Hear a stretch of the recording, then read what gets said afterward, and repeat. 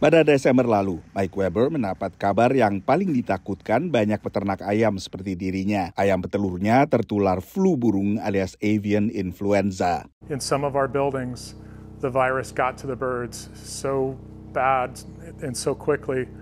You walked in and the birds were just dead.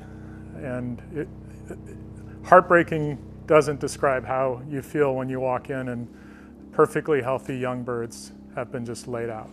Sunrise Farms yang didirikan kakek buyut Mike memberlakukan protokol kesehatan ketat, tapi tetap saja ayamnya ternyata tertular. The first thing you have to do is to kill every chicken on the ranch because they're like a virus factory and they're going to be putting out all sorts of virus into the air and it can infect other ranches. Pemerintah Sonoma County, negara bagian California, tidak jauh dari San Francisco, menyatakan darurat flu burung. The bird flu comes from flying ducks. The duck season is now. They're flying through California, and that's where we get this strain of bird flu. It's from them. For our county, this is unbelievable what's just happened. The town that we live in, Petaluma, is known as the egg basket of the world.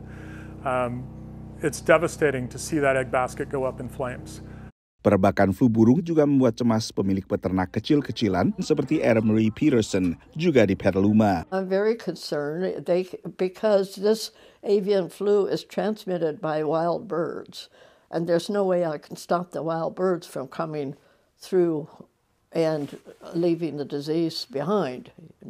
So, yeah, it's a very real possibility that my flock could get infected.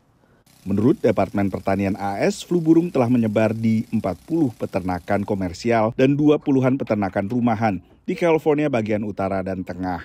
It's extremely serious. The avian flu is one of the worst things that has come down the road lately because it's so contagious that if your flock has any cases of it, you have to destroy the whole flock.